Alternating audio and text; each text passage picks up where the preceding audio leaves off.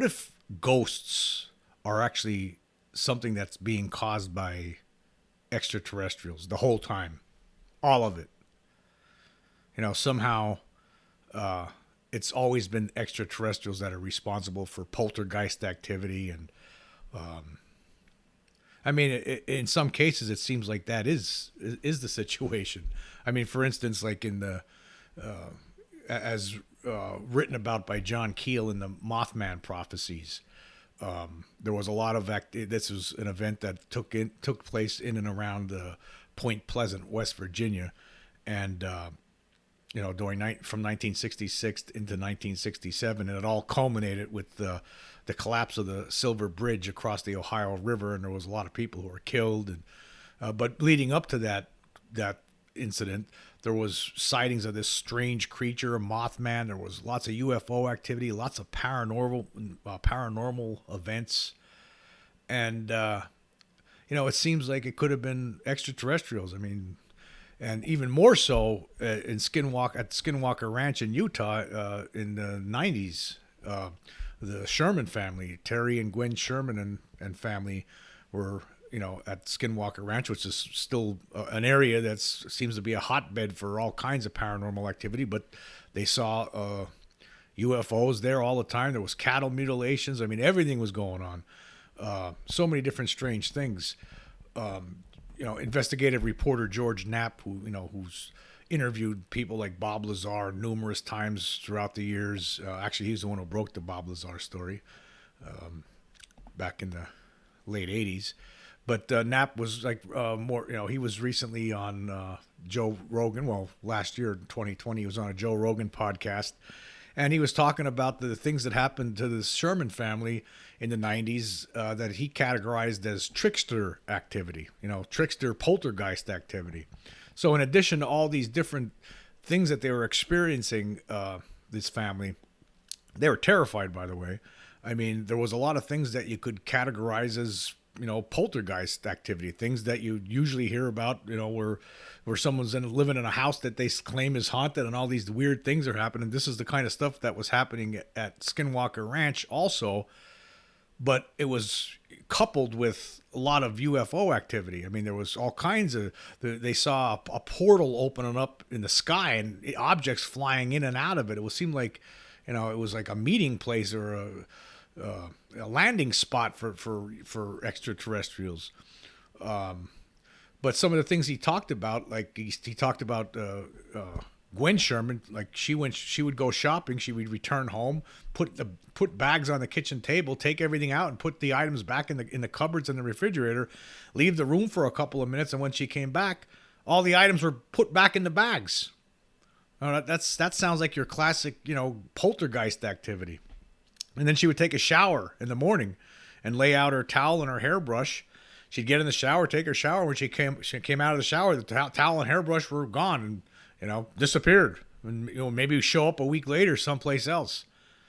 Stuff like this happened all the time. Terry Sherman was one time he was out digging a hole with a post hole digger. It digs like a small hole in the ground, like a few inches in diameter. And he stopped for a second and, to wipe some sweat off his forehead, turned around and the thing's gone. Then 2 weeks later, he finds it, up in a tree, in a different part of the property. Like, what happened? Who did that? And then the family, they would hear voices at night. They would see like humanoid figures. This is all according to Nappy. He talked about this on the Joe Rogan show. It was also talked about in a documentary that you could see on Amazon about the Skinwalker Ranch. And they would hear voices. There would be humanoid shapes they would see. They would hear footsteps outside the house, inside the house. It was just a lot of crazy things. One of the craziest things that happened, the one time they were going into town to go shopping, and they're going to be gone for a half hour. And, they had these prized bulls, four prized bulls. They had them in a corral. And actually, because of all the things that were happening, they had some cattle getting mutilated. Some cattle disappearing. A lot of their pets were getting killed or disappearing or getting mutilated. I mean, they get cats that would get mutilated. They had dogs that would get disintegrated, basically. All kinds of crazy stuff. But they had these four prized bulls, and Terry was said out loud while they're driving out of the ranch into town. He said, "God Almighty, I hope nothing ever happens to those bulls, because then we're sunk. We're sunk." That's their bread and the bread and butter. So they come back a half hour later, and the bulls are gone.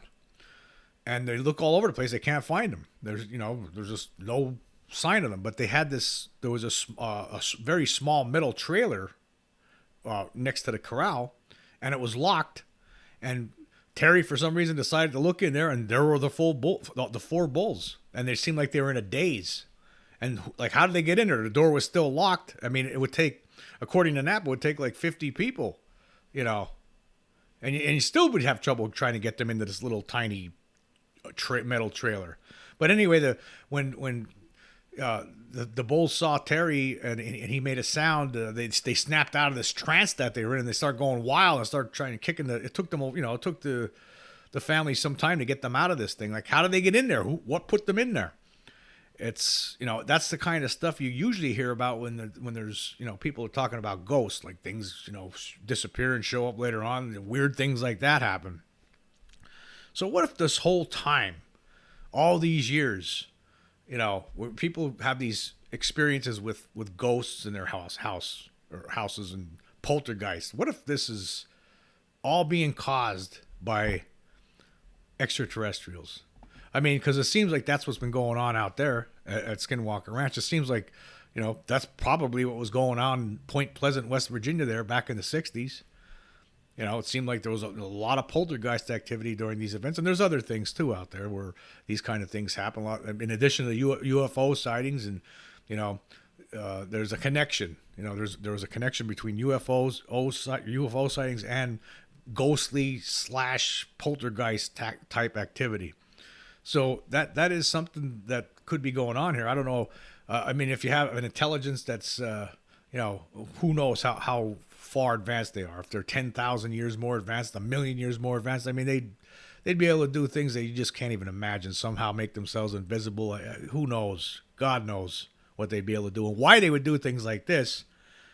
Doesn't really make much sense. It doesn't make much sense. I mean, why would intelligent beings just want to come down and play these tricks, play these games, on human beings? I mean, it doesn't really make sense. Is it some sort of a game, or is it a part of some sort of study? Hey, let's see how they react if we do this. Are they just,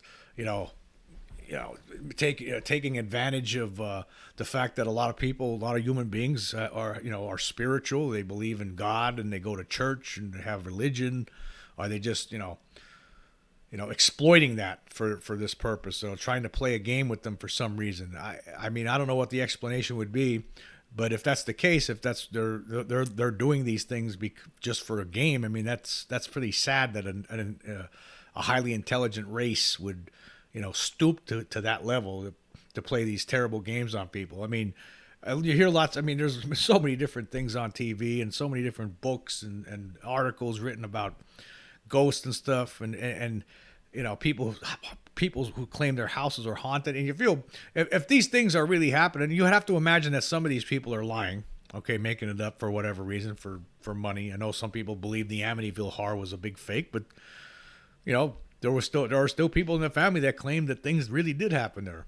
What if those things that happened there were being caused by extraterrestrials? Let's just take this as an example. What if the Amityville horror was actually, what if the culprit behind this wasn't Satan in the basement, but what if it was extraterrestrials? What if, extraterrestrials were visiting the family that lived there before the Lutz family?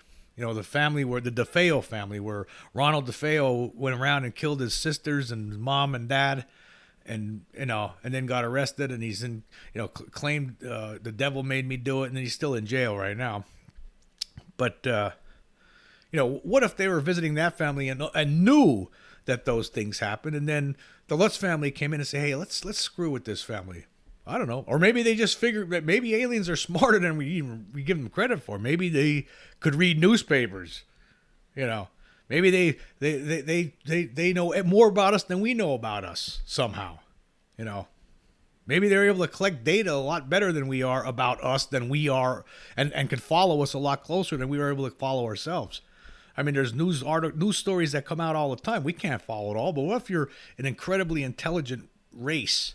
You would have collection methods that would far surpass anything that we have.